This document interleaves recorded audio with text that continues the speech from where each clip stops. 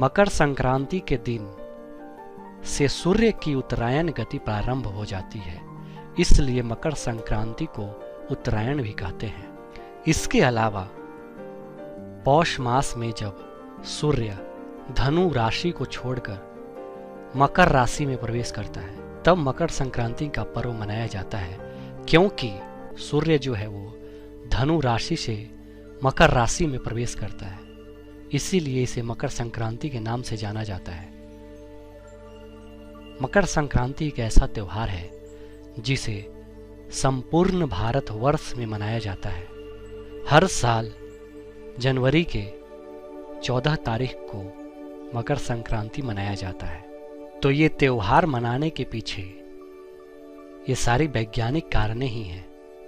इसके अलावा कुछ धार्मिक मान्यताएं भी हैं, जैसे कि हिंदू धर्म के मान्यताओं के अनुसार आज के दिन यानी मकर संक्रांति के दिन भगवान विष्णु ने असुरों का अंत करके उनके सिरों को मंदार पर्वत में दबाकर युद्ध की समाप्ति की घोषणा की थी।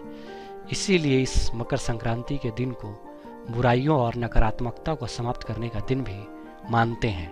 कहीं कहीं आज के दिन पतंग उड़ाने का भी परंपरा होता है।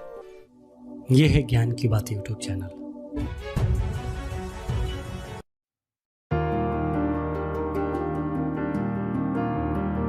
मकर संक्रांति क्यों मनाया जाता है?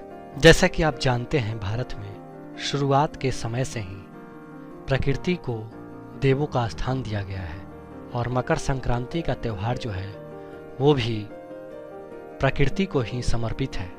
दरअसल यह एक पूरी तरीके से वैज्ञानिक त्यौहार है और सूर्य की स्थिति जो बदलती है उस कारण से इस त्यौहार को मनाया जाता है।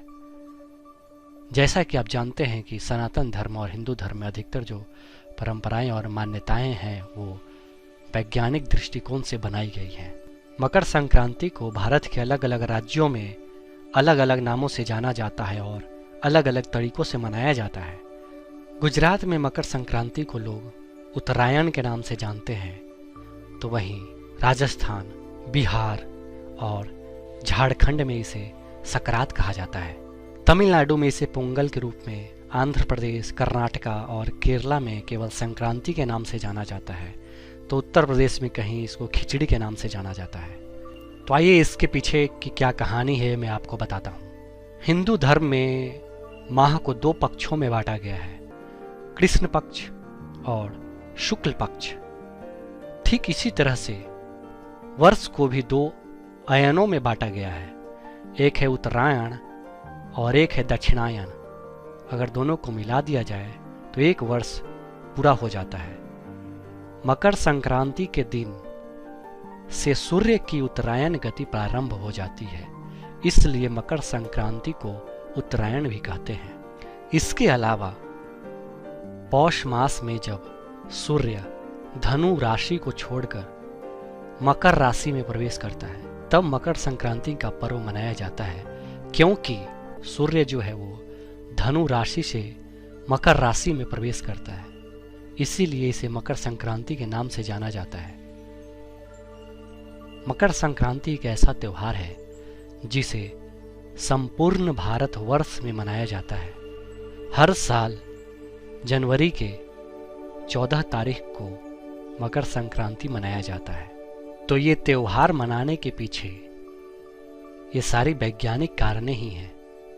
इसके अलावा कुछ धार्मिक मान्यताएं भी हैं, जैसे कि हिंदू धर्म के मान्यताओं के अनुसार आज के दिन यानी मकर संक्रांति के दिन भगवान विष्णु ने असुरों का अंत करके उनके सिरों को मंदार पर्वत में दबाकर युद्ध की समाप्ति की घोषणा की थी।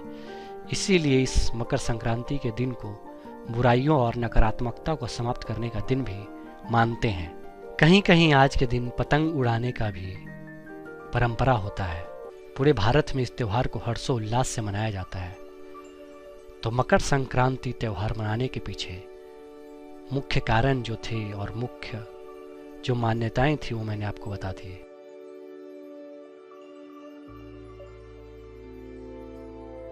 ये है ज्ञान की बात यूट्यूब चैनल।